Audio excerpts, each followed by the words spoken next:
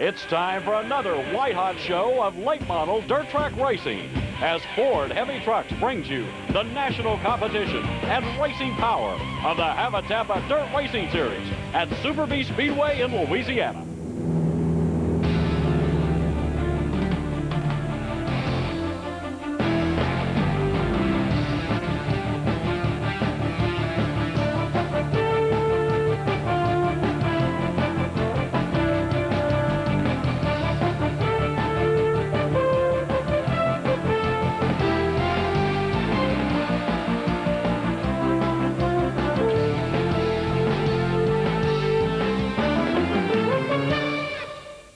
Hav-A-Tampa Dirt Racing Series Television is brought to you by Ford Heavy Trucks, maker of the all-new Aeromax and Louisville Truck Series. Together, we can run the country. And by the Hav-A-Tampa Dirt Racing Series, America's biggest dirt track late model series.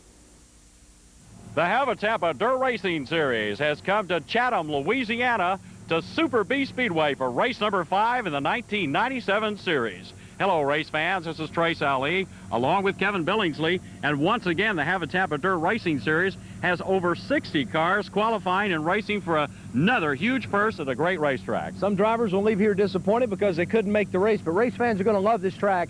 The turns are very tight, straightaways are long, and this will go 2 and 3 wide in the turns. And we saw some of that last night. As a matter of fact, we had the first of like 2 big races. They had a 50-lap race with the winner taking $5,000 last night. Tonight, the winner gets $10,000 with 100 laps. Last night, it was Dale McDowell. Dale McDowell out of Rossville, Georgia, in the Monday trucking car. Looked absolutely great. He did have to fight off some competitors. He says the springs were wrong, the tires were wrong, but when the checkered flag fell, it was Dale McDowell taking home the big check of $5,000. It's my first time here, and we really didn't know what to expect. And I think we made a few wrong combinations or put a few wrong combinations on the car, but it turned out okay. We went with a little bit different tire choice than everybody else, and really didn't know how different we were till we lined up, and it was good enough to get the lead. I don't think I had the fastest car. I mean, you know, I think that Bill Fry was a little faster. I think we had, you know, it was in the top 3, I feel like, but was fortunate enough to be up front and could hold them off, and then he had trouble, and it made mine out a whole lot easier. So it was McDowell picking up his first Hav-A-Tampa win of the season. He's going to gun for number 2 tonight, and he's going to have to do so with a different tire combination more than likely. And those tire combinations will be a factor for everyone, including Billy Moyer Jr., who won his first race recently, and we'll talk to him when we come back with more action with the Hav-A-Tampa Dirt Racing Series television coverage here on Fox Sports Net.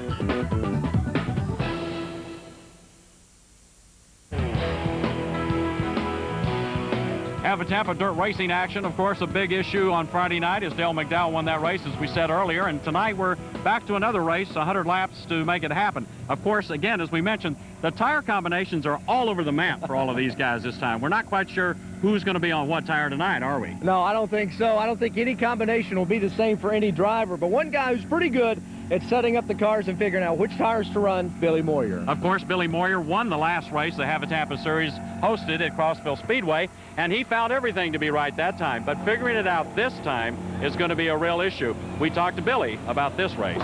You got to know your car, you know, understand what it's doing, and just, you know, kind of walk your way around the racetrack in your mind what the car is going to do, what you think it needs, you know. And it's just some small changes of you know, moving lead here or there, you know, shocks and springs, you know, I call it small changes. I mean, there's quite a few things to do, but if you just understand what the car likes for what kind of racetrack, you know, and that's what I'll try to work real hard on, is knowing what the car likes. After 32 wins in 1996, of course, Billy Moyer and the GVS race team have nowhere to go but maybe down a little bit. If he wins 28 races this year, Kevin, it still looks bad compared to last year, which was an incredible year. Yeah, 32 races in 1 year. That's a lot of cash, a lot of trophies. He may have to build another trophy room. And, of course, I know his wife, Joyce, likes to collect those trophies, and I'm sure she's ready to add on to the house anytime Billy can win. Billy, of course, told us a lot about the racetrack, but we're going to see now some of that action from the heat races that determined the first 18 folks before the consies tonight as we go forward here with Hav-A-Tampa Series coverage. Let's take a look at some of the action. Right off the bat, Billy Moyer in the 21 GVS race team car out of Baton Rouge, Louisiana, flies to the front and shows that delicate, sensitive touch on the racetrack that hammers the opponents every time he steps to the front for a win. Billy, off a remarkable 1996 with 32 wins, takes heat race number 1. In heat race number 2 from Knoxville, Tennessee, driving the Ralph Curtis equipment car, it's none other than Skip Harp, a winner of many major Hav-A-Tampa races in Tennessee and Georgia, now on the hunt for the championship as he pursues a win and super speed at the Bee Speedway. Of course, he's got it licked at this point as the other cars try to follow in his heat and can't take the win. The start of heat race number 3 is immediately dramatic. Freddie Smith has slowed down. Quickly, Bill Fry gets into the 00 car with a restart quickly underway. Once again, more action. Again, almost tied up in turn 2 as the whole crowd gets together. Freddie Smith once again just gets by narrowly, and Bill Fry races side by side with a 1 car, but gets close, too close for comfort, and whips him around, whip-throwing the action into other cars who can't quite escape the fury in front of them. But for Robbie Starnes out of Houston, Texas, he escaped and ran with deft speed all the way down to win heat race number 3 and gain one of the top spots for the start of tonight's race. Heat race number 4, quickly off turn 2. The speed is going for Wendell Wallace, but not for David Gibson. As a car rolls over him, another smacks into the back. David Gibson totally out of the race, but Wendell Wallace again returns to finish the heat race as winner in heat race number 4 and takes the outside position of row number 2. Again, Billy Moyer has the pole position in tonight's race. Next to him will be Skip Harp. Inside row 2, Robbie Starnes and Wendell Wallace. And as one young race fan builds his dirt track racing future, we'll be back in a moment with tonight's Isky Racing Cam's starting lineup. The Hav-A-Tampa Dirt Racing Series lineup for tonight starts out with Billy Moyer Jr., of course, a standout in any racetrack, and especially here so far. The number 21 car will be the pole sitter from Batesville, Arkansas, and on the outside with Skip Harp, Georgetown, Tennessee, and car 31. 77 car of Robbie Starnes starts inside row 2 from Houston, Texas. Outside, it's Batesville, Arkansas's Wendell Wallace in the 6M. On the inside of row number 3 tonight, Steve Russell from Pontotoc, Mississippi. And on the outside of row number 3, it's Ronnie Johnson out of Chattanooga, Tennessee in the car number 5. Row number 4 on the inside, car number 99, Donnie Moran of Dresden, Ohio. Clint Smith from Griffin, Georgia on the outside of row 4. Inside row 5, it's Ricky Ingles from Longview, Texas, driving the 81 car. Outside, Dale McDowell, winner of last night's 50-lap feature, the 17M car out of Rossville, Georgia. Row 6, it's Freddie Smith, the defending 1996 Hav-A-Tampa Series champion from Knoxville, Tennessee, in the 00 car. The 5X car on the outside of row 6, Ronnie Pouchet from Natchitoches, Louisiana. On row number 7 on the inside in the orange 1V car, Johnny Verdon out of Russellville, Arkansas. On the outside of row number 7, number 91, Donald Watson out of Greenwell Springs, Louisiana. Row number 8, the number 1 car, Johnny Stokes out of Columbus, Mississippi. And in the 75 cars, Terry Phillips from Springfield, Missouri. And in row 9, inside from Coffeyville, Kansas, it's Al Perkey in the 33 car. Outside, Marshall Green from Dalton, Georgia in the 89 car. Row 10, it's Bill Fry from Greenbrier, Arkansas, the 66 car. The 21 car on the outside of row 10, Ricky Item from Hattiesburg, Mississippi. On row 11 in car 222, Mike Boland out of Cuba, Alabama. Mark Miners starts on the outside of row 11. Of course, he's from Stockbridge, Georgia. The provisionals for tonight in the G2 car, David Gibson out of Ash Flat, Arkansas. And on the outside, car number 60, Gar Dixon, taking his 3rd and final provisional of the year out of Flintstone, Georgia. The owner's choices tonight, number 98, Lee J. Haddix out of Ruston, Louisiana. And finishing out the field, and on the outside of row 13 is Kenny Merchant, also out of Ruston, Louisiana, driving the car number C28. Our speed shot camera on the front straightaway catches the field as the end of it passes by, and we go now to a look out of turn number 3. Let's make that number 3. They come around on the top side there of 3 and 4, headed back into the front straightaway. The crowd does the wave by as drivers do the same coming down the front straightaway, and they'll get ready to roll here in a moment. They're going to line up double wide, Kevin. And of course, they'll be double wide as they enter turn 3. They're supposed to match speeds, keep it there, keep it even, and the Hav-A-Tampa officials will turn them loose with the green flag or the green light, whichever occurs first. It will be green. And out of the top 10 starters today, there are 45 Hav-A-Tampa victories between the 10 drivers. And of course, behind them are almost an equal number. We've got some super cars. This is the best full-fledged field, some of the best race cars in America right here tonight in Chatham, Louisiana, ready to race for $10,000 to the winner and a total of a $56,000 purse tonight. Billy Moyer, of course, on the pole position, one of his favorite spots, is definitely the heavy favorite at this point. Unless some mechanical gremlins get in the way, he should be the man that everybody's going to have to chase for the rest of the entire race. The race is underway. Billy Moyer's already in the middle as they go down the front straightaway. Robbie Starnes dives to the inside, takes the pole position away, and Wendell Wallace comes right up and matches speed with Skip Arp as they tear into turn 3 after a quick fly right down the back straightaway, Kevin. And Billy Moyer is already back to 6th place after starting on the pole. And there you see Wendell Wallace trying to go on the outside and get past that 77 car, Robbie Starnes. Wendell Wallace understands this is a race to get to the front immediately. You don't wait around on this kind of a race, and you don't want to get caught behind anyone else, especially with other people stacking up behind you. Robbie Starnes is going for clear sailing. Freddie Smith and the 00 car, and Billy Moyer, who slipped from first all the way back, is now being ridden hard on the heels by the Smith car. And Moyer's running 8th right now. Freddie 9th, trying to take that spot from him as they go into turn 3 and out of 4. And so far, the man from Houston is absolutely flying around the racetrack. Everybody else trying to find some way to find that same kind of speed. G1, that's the Pontotoc, Mississippi driver, Steve Russell, with 99. Donnie Moran tailing him, and behind them, it looks like the 16 or 17 car, Dale McDowell. The 91 car, I guess, is the problem out here. We're watching him pull out. It was Donald Watson out of Greenwell Springs, Louisiana. Started on the outside of row number 7, and he just took his car on back to the garage area. We'll do our update here in a moment. We'll give him a couple more laps. We're approximately 5 laps in at this point. Just a terrible start for Billy Moyer Jr. Not sure if something went wrong with the car, but they ganged up on him pretty quick, and he goes from first all the way to 8th before the caution came out. He's probably scratching his head, and we mentioned the tire combinations tonight. I think the tire combination is probably the culprit at this point, for the simple reason Billy Moyer's car was flawless, and he's got great engines, working on a program with other cars. It's a great team all around. I don't think there's a power problem at this point. I think you're right. I think it just very simply is the tire combination getting out from under him.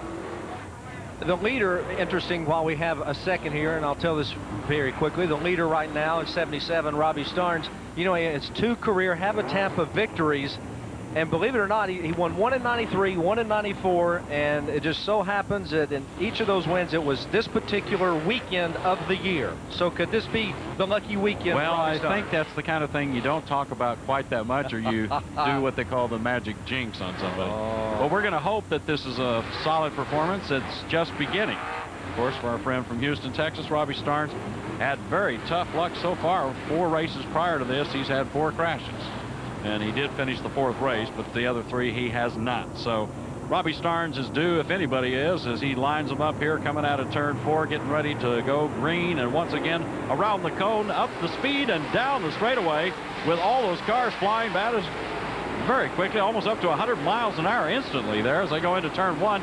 Robbie again comes out smoothly as he stabs the speed down the back straightaway. Behind him, a little bit of a stack up there as G1 with Pontotoc, Mississippi, Steve Russell is backed up in front of Wendell Wallace, who is finding himself a little bit detached and somewhat frustrated by the fact that he can't get around that race car because of the track he's on right now. Donnie Moran is definitely on the move, though, Kevin. Look at that. He's inside, right there, inside of course, the 6M, Wendell Wallace, and pulls away. Now in 3rd place, once he got past the 6 car. Wendell Wallace now fighting a little bit for some traction. I was kind of caught up there for a minute, but Wendell is slipping for some reason. I'm not sure why. Again, maybe like Moyer, he's got the wrong tire combination for this early part of the race, and we'll have to work on getting it up as we go. The G1 car races into second. This is an incredible moment here for Steve Russell. Wayman Gibson's team car there racing hard now behind the Robbie Starnes car as they get a little bit low on the track, but the G1 car looks for the higher line, goes up and then dives back down through one into turn 2, and again it's Robbie Starnes flying down the back straightaway. Inside, a little dirt up in the air, 77, it's Robbie Starnes from Houston, Texas, and being chased down by Mississippi's Steve Russell. And that was Donnie Moran getting into Steve Russell there. He put the right front of his car just on the inside, checked him up just a little, backed off so neither of them would spin out, and of course is a master in making those kind of moves. Russell gets a little loose, and the 99 car gets a little wobbly right there behind him. Everybody's getting a little bit tenuous there in some of those places where it looks like, to me, it's loose enough to go through, but on the other hand, it's easy to get lost. Freddie Smith puts a serious fender on Clint Smith just that moment ago, Kevin. Yeah, the Smiths going head-to-head, and it's the Southern gentleman trying to get the take the spot away from the younger Smith. That's right. No friends at this point, and they're getting, here we go. It looks like Moran is going to make that move. He's made it stick now. He forced Russell completely to the high side out of the groove that he wanted to keep and is him back. But here comes Russell again, staying to the high side and moving quickly through turn 2. Jumps off the bank and goes down the back straightaway, still basically holding dead even, although Moran is running a shorter course around the racetrack on the low side. It looks like the right spot for the other car to stay. And Robbie Starnes continues to hold him off. He was the winner. They're chasing him down. Look at that. Robbie Starnes got a little bit slow in turn 2, almost got caught up with the 99 car, and Russell in the G1 car, both of them coming right up under him. Almost for a moment they made contact briefly. On the front straightaway, you see the speed of them and how they're all kind of basically fighting on the low side of the racetrack. They're going to be cutting it close tonight, Kevin, staying close to those tires, because that seems to be about the only place where extra traction seems to exist for anyone to make a pass at this point. I hope they have those tires nailed down, or somebody's going to keep moving them in. And that's what they're trying to do, is keep just as close to that inside as possible, catch some of that fresh, moist dirt. That's right. 99, Donnie Moran now slides back just a little. Steve Russell continues to maintain that momentum.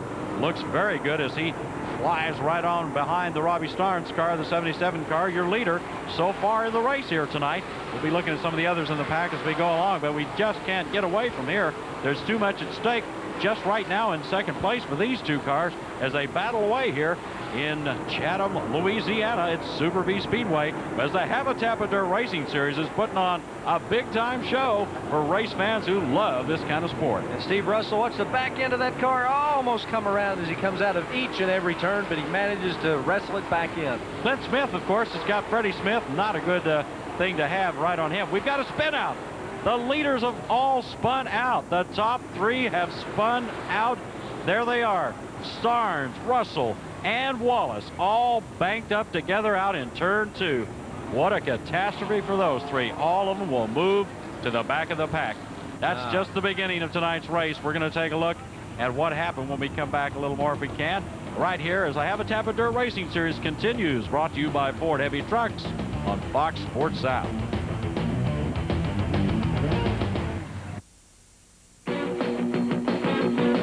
Hav-A-Tampa Series. That's talk.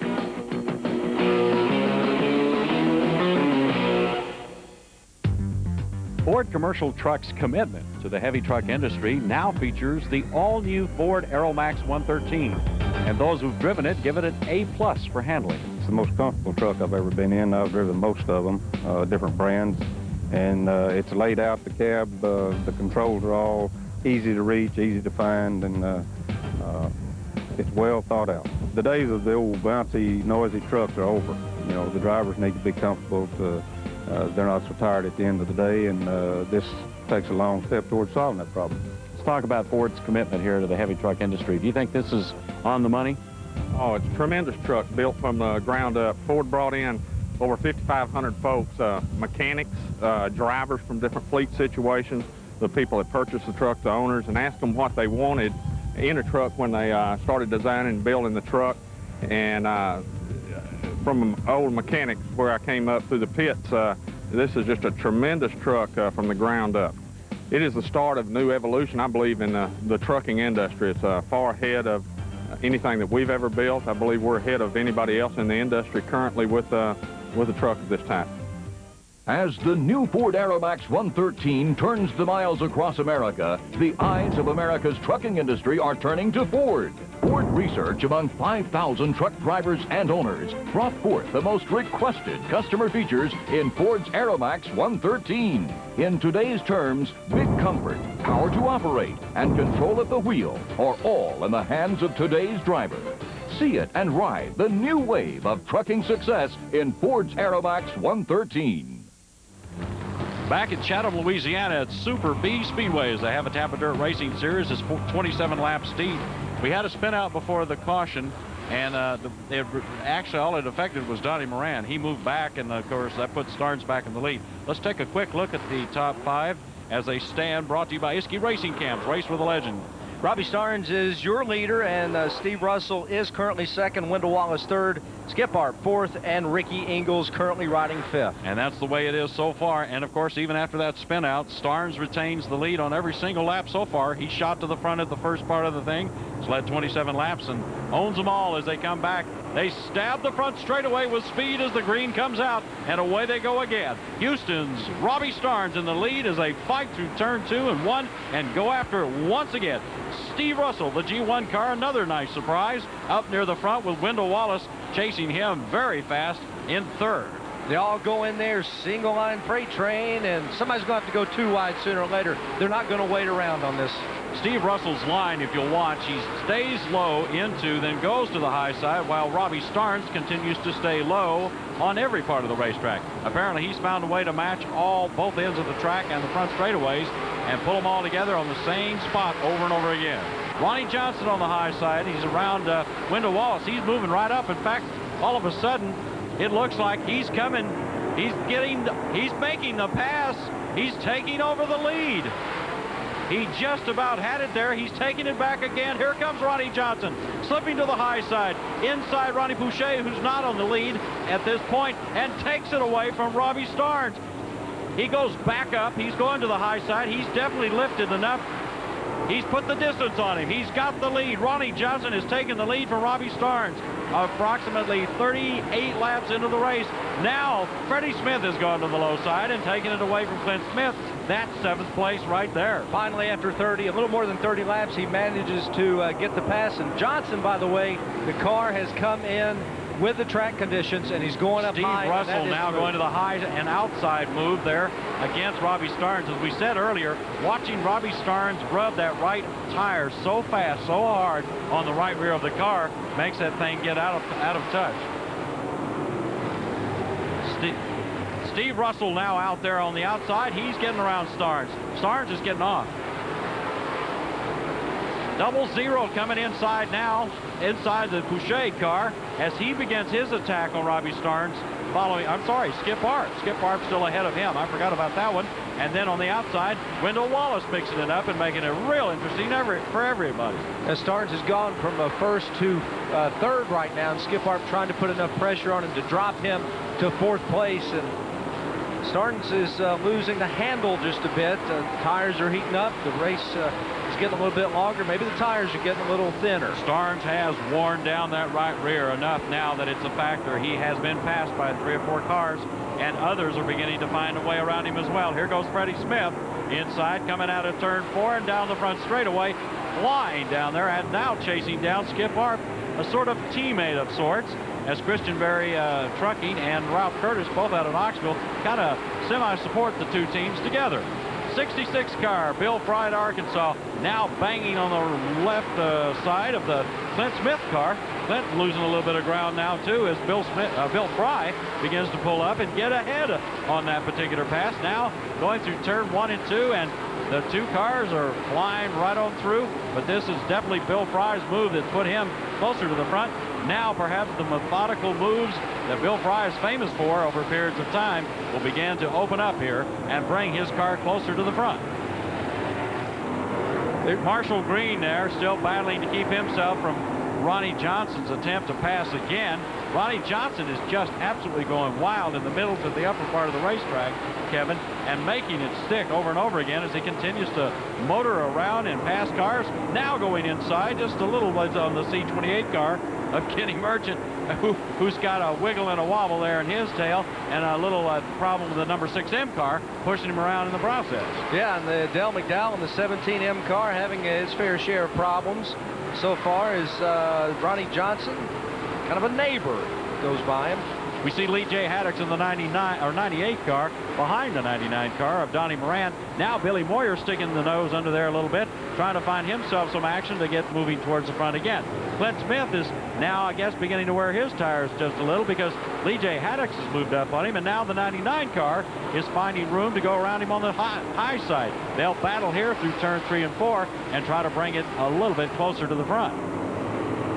The 31 car gets a little wide there. Now he's beginning to throw that right rear out, Kevin. That's not a good move.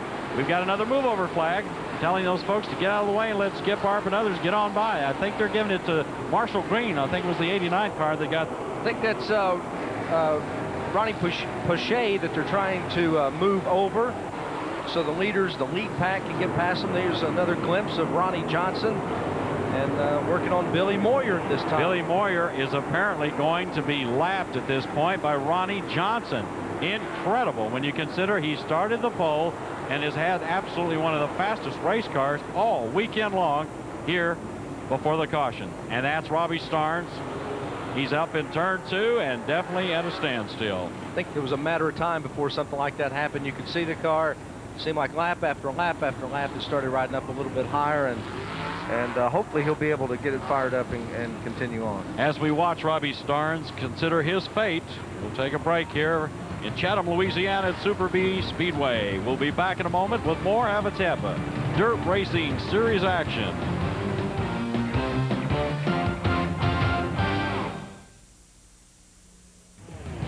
The Hav-A-Tampa starter is ready to get him back. He's given him the once-over sign. Gentlemen, start the speed, pick it up. Let's get back to work. The top 5 so far after 55 laps: Ronnie Johnson, Skip Arp, the 00 car, Freddie Smith, 6M Wendell Wallace, and in 5th, Mr. Stokes, Johnny Stokes in the 1 car, who's had a dramatic evening all the way through, being involved in a couple of accidents earlier tonight, and now sits in 5th after an incredible beginning of the Hav-A-Tampa Dirt Racing Series. 55 laps in the books. Kevin, we got a flowing show. Can you believe only 12 guys, 13 guys on the lead lap? That's what we've got as the green flag comes out once again. Our speed shot gives you that speed and the feeling of that power that comes from these 700 horsepower engines. Mostly big engines tonight. One of the biggest is the 00 of Freddie Smith, the defending champion, who's chasing down Skip Harp and working really almost into the midfield there, trying to get inside him to get around him. As the two of them battle, the number 5 car from Chattanooga speeds away down the back straightaway, gets into turn 3 as they're still battling out there on the back straightaway. Freddie is definitely trying to make his move now, while he thinks his tires are in better shape than they will be as the race goes on. And they touch a little bit. Apparently the tires cooled off enough for Freddie Smith's car to run a little bit better, especially down the low line. Freddie Smith works the back side of Skip Harp's 31 car like a surgeon that knows how to put an incision in and not even leave a mark when he comes back out. The 6M car of Wendell Wallace now, too, out of Batesville, trying to make some more of an impression on everybody. Lee J. Haddix, what a story there. Started 25th, has moved up 14 positions, is battling to get that 15th one right now inside the Bill Fry car, 66th there on your screen down the front straightaway, pushing 105 miles an hour as they go right into turn 1. And Lee J. Haddix is one of the promoter's choices, and the promoter made a great choice tonight. An incredibly good choice. He started 25th, and we said he's moved almost 15 positions forward since the race began, and just a little over 56 laps, I believe it is. Wendell Wallace now still on the outside, still working the middle to the high side of the racetrack. Freddie Smith, of course, getting the jump inside again as he comes through and into turn 4, staying on the low side as they continue to pursue extra speed and someplace on the racetrack to get around each other a little quicker. Clint Smith of the 1 car, Kevin, has got the 1B of Johnny Burton behind him, and of course Billy Moyer inside, who just continues to go a little bit backwards and probably a little crazy, trying to figure out how to get his magnificent machine to do better than this. I think as we've mentioned a couple of times, it's all in the rubber that's running on the track right now. As you can see, the track is getting blacker and blacker. That means it's getting slicker, and the guys are they got their hands full right now. Yeah, they're kind of stuck in one groove. It's kind of hard to get out of the groove. The other guys are running, although we do have two preferred lines. We've got guys fighting on the low side most of the time, but there are others who have made a lot of progress down the middle and then to the high side, which Clint Smith briefly flirts with as he goes down the back straightaway in the one car. But Ronnie Johnson's your leader, coming up on the back of the G2 car of David Gibson, who is on the other lap. Unfortunately, he gets past here. He'll be 2 laps down, and the 89 car of Marshall Green may get a move-over flag here if he doesn't get out of the way, as Ronnie Johnson continues to progress right down the back straightaway with the lead in his hands. Look at that. Lee J. Haddocks is putting on what a show tonight. Ran last year for Rookie of the Year, finished 2nd overall, and this year he's putting on a show with the masters of the scene here, including Wendell Wallace that he just put a pass on with a beautiful move there as the 98 car went right on down again. Skip Harp holding him back just a little bit, but again, the two Knoxville area drivers are going at it pretty strongly here and giving us a good little show. We're looking with our caution that has brought a car up, I believe, up in turn 2. That will slow down the action here at Lee J. Haddocks. After starting and going so far forward, suddenly has a problem out in turn 2. We'll try to find out if we know what's wrong with the car. His helmet just came off. That's not a good sign for the 98 car and its driver. EJ sitting up there in the turn now without apparently it does not look good. In fact, there's the four-wheeler giving him a push off. I guess this is a moment for us to break away. We better do that. We've got plenty of action to call yet, as we've got approximately 37, let's make that 47 laps to go here as they continue to battle at Super Bee Speedway. More Hav-A-Tampa Dirt Racing Series television coverage coming up on Fox Sports Net in a moment.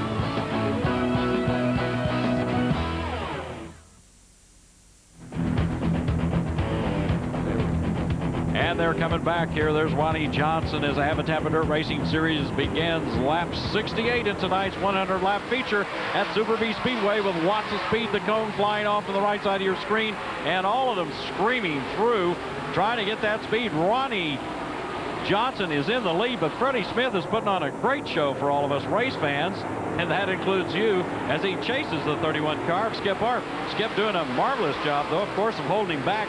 But Freddie is just about at that point in the race where he'll start to make some moves, and suddenly you'll wonder what happened. Was he just sandbagging and holding us up, or what? Yeah, he pounded on Clint Smith early in the race, and Skip Harp's getting some of that pounding right now. He's trying to take over the second place spot. Of course, Johnson's still in the lead. And there's the pole sitter, Billy Moyer. Sitting way back there behind Clint Smith, somewhere around 10th, 11th, possibly 12th place. Hasn't really had a chance to move up since. This racetrack is kind of set in. It's getting harder and harder to pass. The few that are taking a lot of chances, going a lot of weird places on the racetrack to try to... Steve Russell underneath you there. Boy, look at the close call there as they come under you with super speeds on the front straightaway here in Chatham. Number 1, of course, Clint Smith out of Griffin, Georgia, with Billy Moyer out of Batesville, Arkansas, right under him. Ahead of them, you see the 81 car of Ricky Ingles, and ahead of him, it's Wendell Wallace in the 6M car, who continues to try to strategize his way towards the front as well. Billy Moyer may be jinxed by that pole position this year at Hav-A-Tampa. The pole sitter has yet to win a race so far. That's a good point, Kevin. That's a good point. No one on the 72 laps rolling right on down the racetrack now as we continue to head for home. Ronnie Johnson could be a big winner here tonight. This would be his first win this year. And more amazingly, it would give 2 Chattanooga area drivers the big wins this weekend. Yeah, Ronnie Johnson right now saying, show me the money. And show me the way around turn 3, just like before. He talks to his car, pats it on the dash, and says, let's keep this up. We're doing great. He's pulling away. As a matter of fact, now he's beginning to put some serious distance on him. Some of that has to do with the fact that the more these cars fight with each other, like you see the 31 and 00 fighting right now, the more they slow themselves down. The others behind them just have to kind of put up with it because there doesn't seem to be a way around them. You can see how black and slick it's getting out there in turn 3 and 4. That means the track, although fast, is getting harder and harder to pass on because it's so slick. Too easy to lose control if you're not real careful. Steve Russell and others shoot underneath you here with super speed of the Hav-A-Tampa Dirt Racing Series. Yeah, that's not asphalt. This is dirt. It's just all that rubber and these heavy cars pounding the track, and and it's getting slick. A look here of the 60 car of Gar Dixon, and now on the low side, 3 wide down to the front straightaway. Mike Bolin, the 222 car, and Terry Phillips puts a move on him, going to the low side in the 75 car. Gar Dixon now fights his way back up to the top. 77 laps away as we go down and around and over again at Super Bee Speedway. And who says it's single file racing, 3 wide in the turn? So much for my theory about passing being a problem, that's for sure. Terry Phillips putting on a great show. Going now inside, Steve Russell making a little contact there just for a moment. Again, moving with such precision. It's unbelievably frightening to us that don't drive these things to see just how close these guys get and still keep it together on the racetrack at well over 100 miles an hour on those straightaways. Yeah, Russell's coming up way high on the backstretch in particular, and I thought he may have grazed that guardrail. Freddie Smith is fighting for everything and not having any help from Bill Fry, who's on the outside of him in the 66 car, now making life a little bit difficult again as he fights to the outside and begins to pick up speed, and now he's slightly past Freddie Smith. Skip Arp feels the thunder to the right of his car and tries to speed up a little bit faster too. Now it's like we got to quit fighting to save tires. We've got to start racing.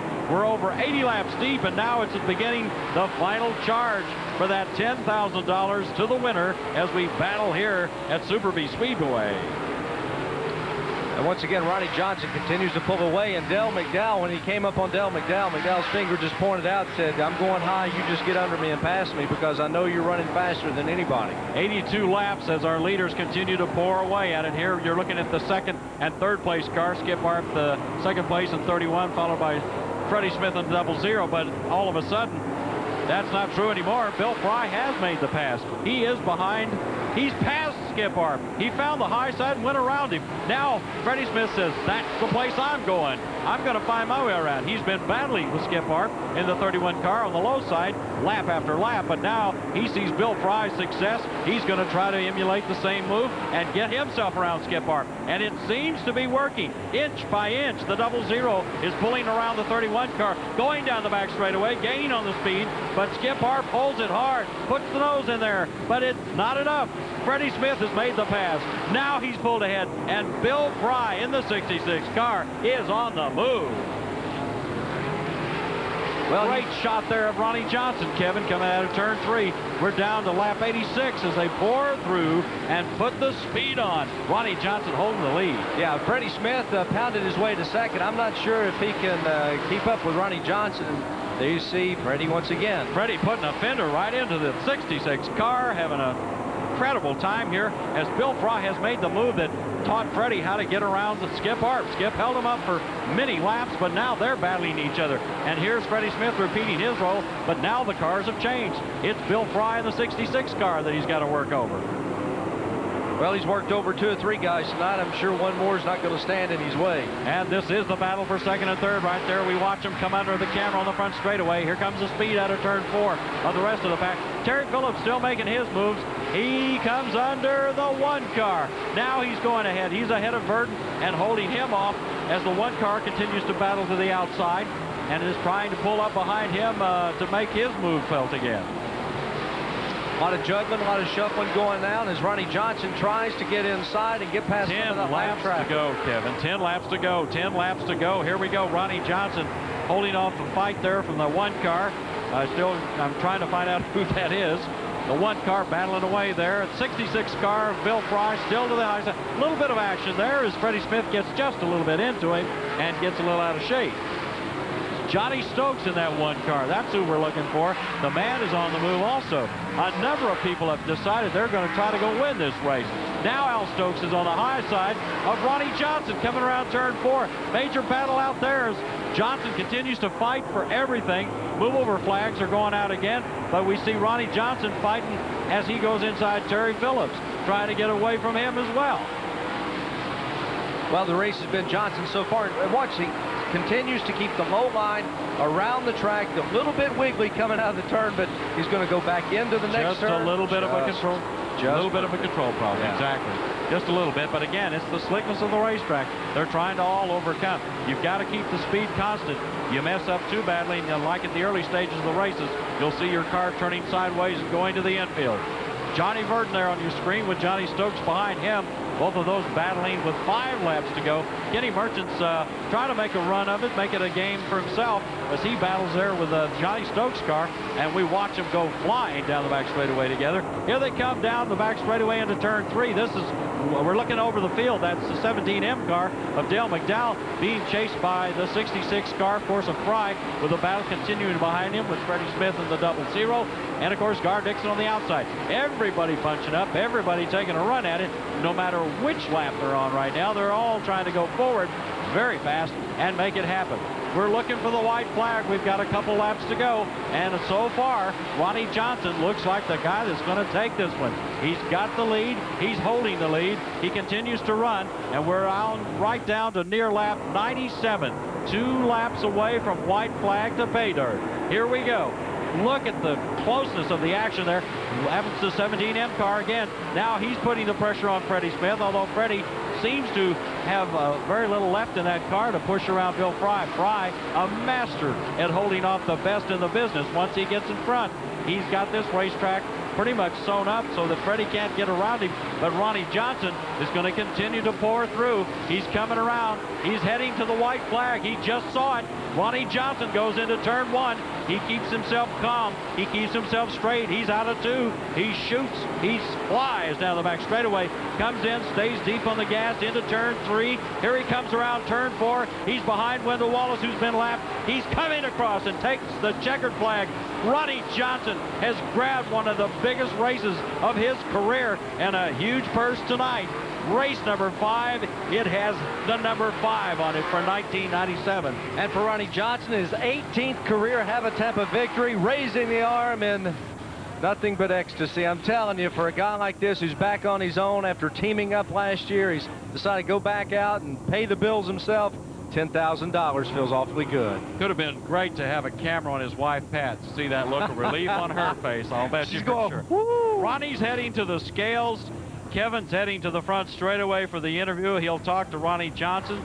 We'll come back to Chatham, Louisiana, and Super Bee Speedway, where tonight's winner of the Hav-A-Tampa Dirt Racing Series feature race and $10,000, Ronnie Johnson, sits on the scales with everybody excited for this man.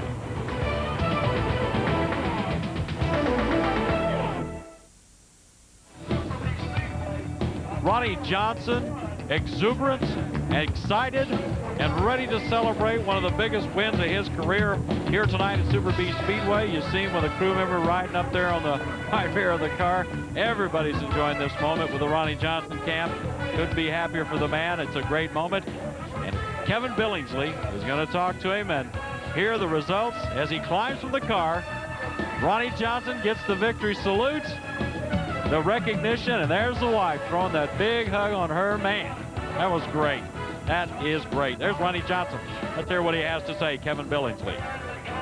Out there tonight, the first 27, 30 laps, it was Starnes leading the race. His car kind of went away, and yours kind of came into the track. Well, it was a big gamble tonight on tire choices. You know, we have a lot of compounds and even different brands to choose from, and the guys that took off early apparently had soft rubber on. There was a little bit of everything out there. The racetrack was really raceable, and you know, there was guys putting tires on for different parts of the racetrack. And you know, I was probably just as confused as anybody, but you know, we made an educated guess, and it turned out to be the right thing. I'm sure that the tires were a key factor. You know, the Hoosiers that we put on, you know, we picked the right choices. I'm sure it was a key factor. Things have started to pick up in the last 2 or 3 weeks, and you know, it takes something like this to really get some momentum up. Well, you started 21st, and goodness gracious, after 100 laps, you finished second. What was the deal? I guess the tires, was that the key thing for you? I think so. If we'd had more 55s on, we'd have been better off. We were a little soft on the front tires and had a bad push all the way through the race, but we could drive it through in the middle of the corners. And we were really proud to get second after the runs we had in the heat race and timing in tonight. If you had a few more laps, do you think you could have tracked down Ronnie? No, I don't think so. We need a little harder right front to get it to turn a little better, and then we might have been able to put on a race with him. The way it was, I think we were lucky to get second place. We were a good second-place car. Bill Fry, of course, coming in second to Ronnie Johnson, who grabs that first win of the 1997 Hav-A-Tampa Series. And, of course, following Bill Fry in third is the defending champion, Freddie Smith still on top of the points after tonight's race. Next, it was Texas' Ricky Ingalls, followed by Tennessee's Skip Arp and Dresden, Ohio's Stars champion, Donnie Moran. In seventh, it was Clint Smith, the former champion in 1993 of the Hav-A-Tampa Dirt Racing Series. And of course, last year's 32-win champ himself, Billy Moyer, finishing 8th, with Houston's Robbie Starnes in 9th, Wendell Wallace 10th, Steve Russell out of Tupelo, Mississippi in 11th, and Mike Boland comes in 12th to cap off the top 12 so far tonight. In 13th, it was Flintstone, Georgia's number 60, Gar Dixon. 14th was David Gibson out of Ash Flat, Arkansas, and Johnny Burton brings in the 15th spot right out of Russellville, Arkansas. In 16th, it's Johnny Stokes, followed by Terry Phillips in 17th, and Kenny Merchant out of Ruston, Louisiana in the C28 car finishes 18th. Also out of Louisiana, it's Ronnie Boucher in the 5X car finishing 19th, followed by the 21 car in 20th, Ricky Idle. In 21st, it was Rossville, Georgia's Dale McDowell, car number 17, followed in 22nd by Marshall Green. In 23rd by Lee J. Haddocks, another Louisiana driver, and in 24th from Coffeyville, Kansas, Al Perkey. From Stockbridge, Georgia, Mark Miner in the number 7 car returns to the Hav-A-Tampa Series competition, finishing 25th, and 26th belongs to Donald Watson in the number 91 car. And Ronnie Johnson picks up that all-important first win of 1997 at $10,000. Hav-A-Tampa Dirt Racing Series Television is brought to you by Ford Heavy Trucks, maker of the all-new Aeromax and Louisville Truck Series. Together, we can run the country. And by the Hav-A-Tampa Dirt Racing Series, America's biggest dirt track late model series. A-Sports radio communications are provided by Team 1 Communications, a great way to hear the race. Call Team 1 for your own scanner. Long-distance telephone service provided to A-Sports by Taylor Communications. Call for information on how to save on your home or business long-distance costs. Hotel accommodations in West Monroe, Louisiana, provided by the Red Roof Inn. The Red Roof Inn waits for you across America day and night. As they say, we make it right under the roof. Make the Red Roof Inn your choice for comfort and convenience. Hav-A-Tampa Series television schedules across America will be found on the internet at www.asportsnet.com. All rights to this telecast are the property of A-Sports Marketing. Your VHS tape copy can be purchased for $19.95 plus shipping, handling, and applicable tax. Call 1-888-TAMPA-00 to order. The Hav-A-Tampa Dirt Racing Series is exclusively produced by A-Sports Marketing from San Antonio, Texas, in conjunction with Maverick Video Productions. For Kevin Billingsley, this is Trace Ali. Thanks for watching.